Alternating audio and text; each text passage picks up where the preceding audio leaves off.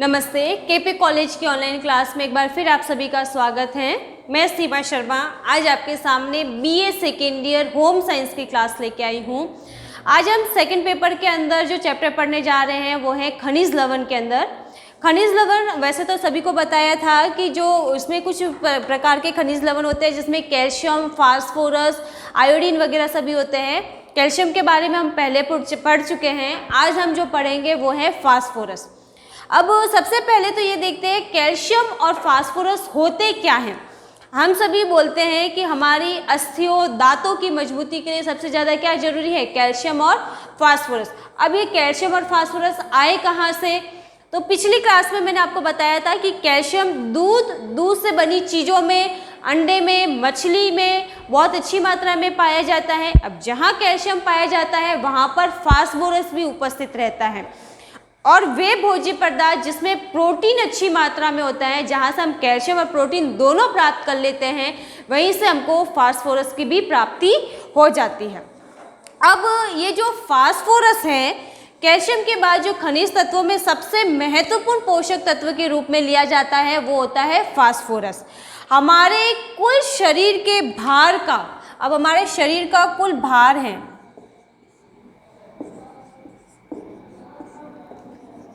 कुल शरीर भार का केवल 1% हिस्सा जो होता है फास्फोरस का बना होता है। हमारे शरीर के भार का सिर्फ 1% हिस्सा क्या है, फास्फोरस का बना हुआ है।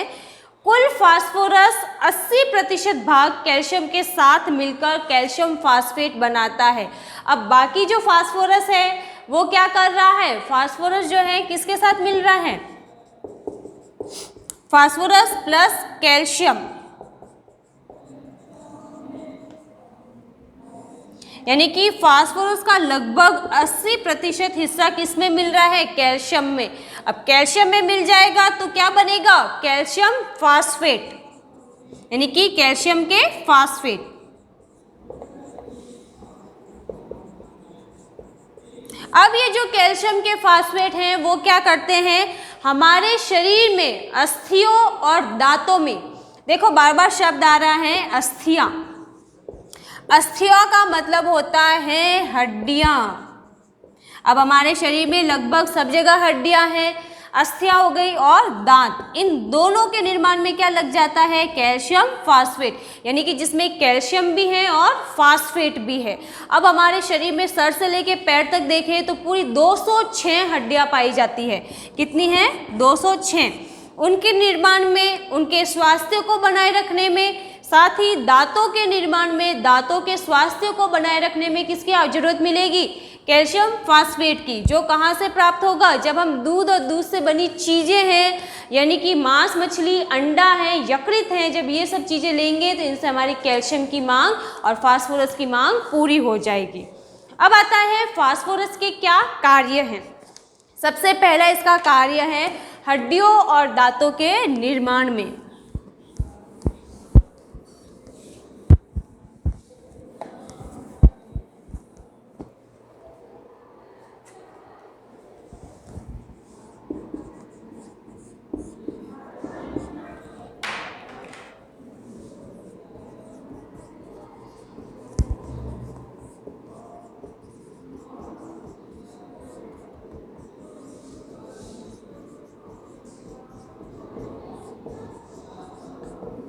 यानी कि कैल्शियम और फास्फोरस जो है वो कहाँ जाके जमा हो जाता है, एक तो हड्डियों में और दूसरा दांतों में। इन पे जैसे जैसे जमा होगा वैसे वैसे क्या हो जाएगी, हड्डियाँ और दांत हमारे मजबूत हो जाएंगे।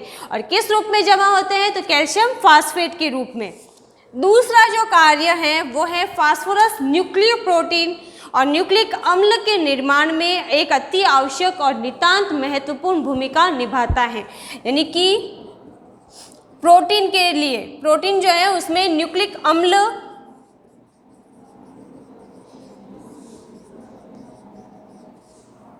और न्यूक्लियो प्रोटीन के निर्माण में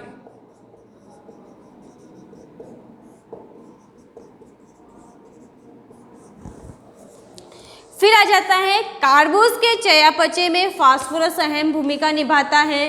यानी कि कार्बोज का चयापचय, चयापचय का मतलब है भोजन का पाचन और पाचन के बाद उसका अच्छे से अवशोषण हो जाना।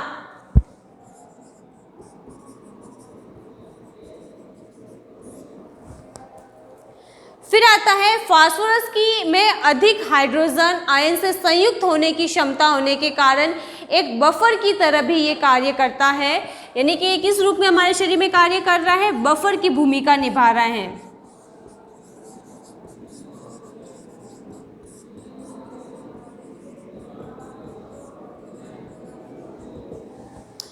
फिर आ जाता है फास्फोरस ऊर्जा उत्पादन क्रिया में भी सहायक है। ऊर्जा उत्पादन का मतलब होता है शरीर को कार्य करने के लिए।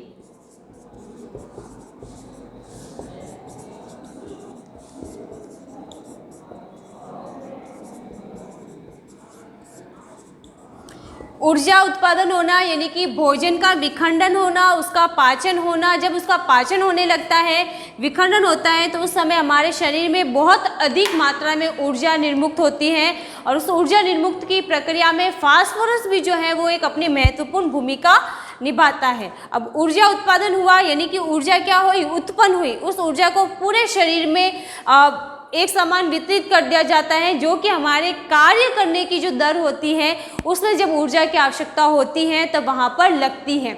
उसके अलावा कार्य करना ही जरूरी नहीं है। जब हम सो रहे हैं, हम चाहे आराम की स्थिति में हैं, तो भोजन का पाचन भी हो रहा है, हमारी श्वास भी चल रही है, हृदय भी धड़क रहा है, रक्त परिसंचरण हो रहा है, उत्सर्जन हो रहा है। उत्सर्जन में जैसे पसीना वगैरह निकल रहा है, जो आंतरिक गतिविधियां हो रही हैं उनको भी क्या जरूरत है, ऊर्जा की। तो ये ऊर्जा कहाँ से मिलेगी, जब फास्फोरस की सहायता से भी ऊर्जा का उत्पादन होता है और ये ऊर्जा वहाँ से निकल के उन सभी अंगों में पहुँचती हैं जो कि हमारे आराम की स्थिति में भी लगातार कार्य करते रहते हैं। उसके अलावा हमारा जब शरीर का स्वयं का जो हम कार्य करते हैं, ऐच्छिक गतिविधियाँ, यानी कि जब हम स्वयं अपनी इच्छा से कुछ कार्य करते हैं, चलना है, उठना है, कोई सामान को इधर उधर ले जाना है, तो उन कार्यों में भी ऊर्जा की आवश्यकता होती है, वो भी यहीं से ही प्राप्त होती है। यह कोशिकाओं के विकास और निर्माण में सहायता करता है, यानी कि कोशिकाओं का निर्माण में भी सहायक होती है, जिससे कि कोशिकाओं की बढ़वार होगी तो कोशिकाओं का स्वास्थ्य अच्छा रहेगा, तो हमारे शरीर की वृद्धि विकास भी अच्छा होगा। फास्फोरस शरीर में कैल्शियम के शोषण को बढ़ाता है। अब फास्फोरस क्या कर रहा है, कैल्शियम के शोषण में वृद्धि। कैल्शियम को क्या कर देता है, हमारे शरीर में अवशोषण की मात्रा को बढ़ाने लगता है और हमारे उसको खींच लिया, खींच के अपने में ले लिया और अपने में लेकर क्या कर दिया, शरीर में हड्डियों में और अस्थियों में वगैरह में जमा हो गया। तो इसकी वजह से कैल्शियम हमारे शरीर में जमा हो जाता है। फास्फोरस भी हमारे शरीर में कैल्शियम के साथ मिलकर कैल्शियम फास्फेट के रूप में यहाँ जमा हो रहा है। फिर है फास्फोरस की कमी के प्रभाव। फास्फोरस अधिकतम खाद्य पदार्थों में उन्मुक्त रूप से पाया जाता है, यानी कि आसानी से मिल जाता है, परंतु जो व्यक्ति अम्ल का अधिक उपयोग करते हैं, यानी कि नींबू वगैरह हैं, खट्टे भोज्य पदार्थ, एसिड युक्त भोज्य पदार्थ ज़्यादा लेते हैं, इमली है, संतरा वगैरह है, तो इनमें क्या होता है, एसिड बहुत ज़्यादा मात्रा में पाया जाता है, तो उनके शरीर में फास्फोरस की क्या हो जाएगी, कमी हो जाएगी। लेकिन जो अम्लीय पदार्थ नहीं लेते हैं, कम लेते हैं, तो उनके शरीर में फास्फोरस का स्तर अच्छा बना रहता है। और इसकी वजह से क्या हो जाएगा, अगर फास्फोरस में कमी हो गई तो लक्षण दिखाई देंगे, जिसमें थकान आने लगेगी, आलस्य वाली स्थिति उत्पन्न हो जाएगी, व्यक्ति चिड़चिड़ा हो जाएगा, भूख में कमी आ जाएगी, नींद में कमी आ जाएगी और साथ ही जोड़ों वगैरह में दर्द शुरू हो जाएगा, पैरों की पेशियों वगैरह में मरोड़े चालू हो जाएगी, हड्डियों का खनिज लवण विहीनीकरण होने लगता है। अब यहाँ एक चीज़ आई है, हड्डियों का खनिज, हड्डियों के अंदर जो खनिज है उसका विहीनीकरण होना, एक शब्द आया है विहीनीकरण, यानी कि जब हमारे शरीर में कैल्शियम और फास्फोरस की कमी होने लग जाएगी, फास्फोरस की कमी होगी तो कैल्शियम की भी कमी होगी, क्योंकि ये दोनों तत्व एक साथ मिलकर जमा होते हैं। तब विहीनीकरण का मतलब है जो हमारे हड्डियों में पहले से जमा कैल्शियम है या फास्फेट है वो वहाँ से निकलकर हमारे शरीर में रक्त में मिल जाएगा या शरीर के विभिन्न अंगों तक दूसरे कार्यों में लग जाएगा। अब जब अस्थियों में से निकलना शुरू हो जाएगा तो अस्थियाँ क्या हो जाएगी, कमज़ोर हो जाएगी। तो ये जो अस्थियों से, दांतों से निकलना की जो क्रिया है वही कहलाती है विहनीकरण, यानी कि वहाँ से निकलकर अलग हो जाना। ठीक है, तो ये हो गया फास्फोरस की कमी के कारण जो उत्पन्न होने वाली समस्या है, जिसमें ज़्यादातर यही है, भूख में, आलस्य वगैरह में कमी हो जाएगी, सुस्ती आने लग जाएगी, थकान हो जाएगी। तो आज का हमारा जो चैप्टर है खनिज लवण यानी कि फास्फोरस, वो यही खत्म होता है। एक बार इसको दोहराइएगा, जल्दी से याद हो जाएगा। ठीक है, तब तक के लिए सभी को गुड बाय।